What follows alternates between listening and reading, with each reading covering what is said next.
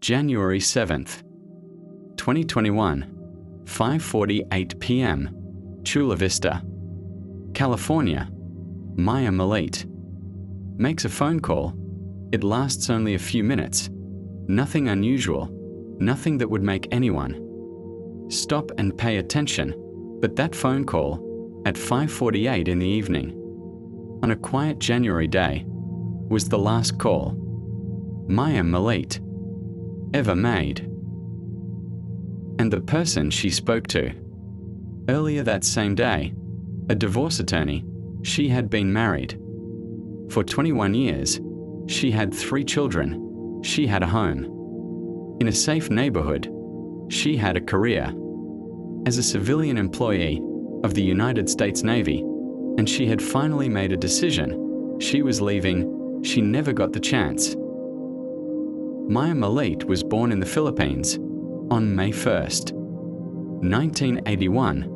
She came to America, built a life, raised a family. Friends describe her as warm, dependable, the kind of woman who showed up for her children, for her family, for everyone around her. People called her May. She was 39 years old when she disappeared, and the last person to see her alive was her husband, Larry. What happened inside the Millete home on the night of January 7th is something only one person fully knows, but what happened outside that home, captured on surveillance cameras from neighbors, tells a story that prosecutors say cannot be explained away. No camera recorded Maya leaving her home that night, not one.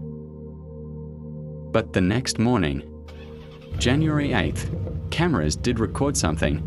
At just before 6 a.m., the family's black Lexus GX 460 was seen being carefully repositioned in the driveway, pulled forward, then backed up into a position where the rear of the vehicle could not be seen by any of the cameras.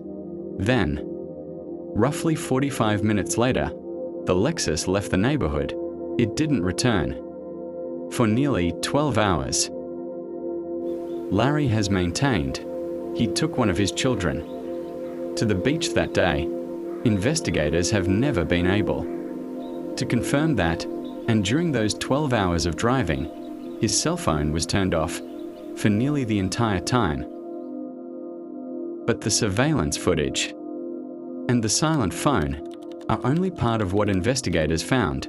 When detectives searched Larry Millete's computer, they discovered something that stopped them cold.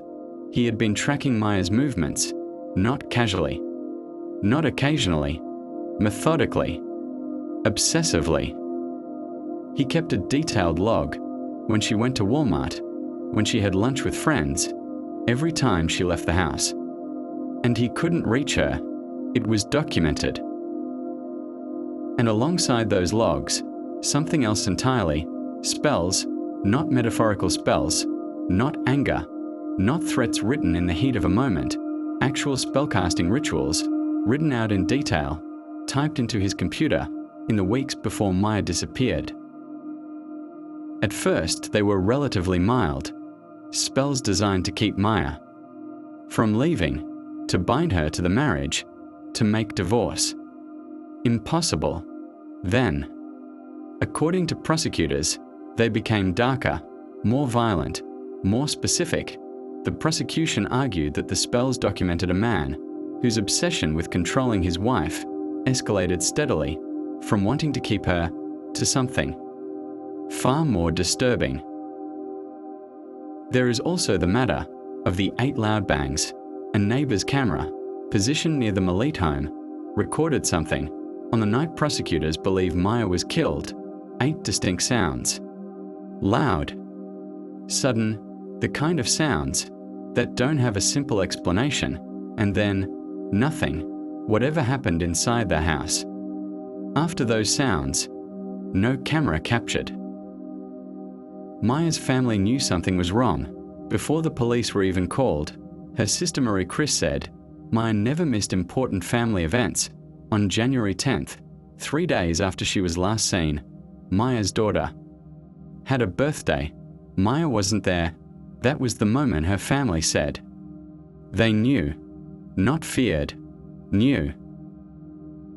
When a former criminal defense investigator named Billy Little went to the Millete home to help search for clues, he said something struck him immediately.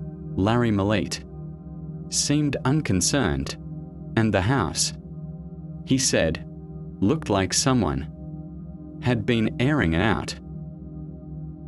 On January 13th, Larry gave a phone interview to local media. "I love you, honey. Just come back home." He said, "I'm still very hopeful that with all this media coverage, she'll turn up and say, 'Hey, I'm okay.'" He had been married to Maya for 21 years. He described her disappearance the way you would describe a stranger who had wandered off. In May 2021, a gun violence restraining order was issued against Larry Millete. In October 2021, 9 months after Maya vanished, he was arrested and charged with first-degree murder. He has pleaded not guilty. His defense attorneys told jurors there is no evidence a murder occurred. They claimed Maya was living a double life, that she chose to disappear. The prosecution's argument is simpler. Divorce was not an option. For Larry Millete, Maya's phone pinged a cell tower near the Otay Lakes water facility sometime after midnight. On the night she disappeared, the facility is 12 miles from her home. She never used her phone again. She called a divorce attorney. In the morning, she was gone.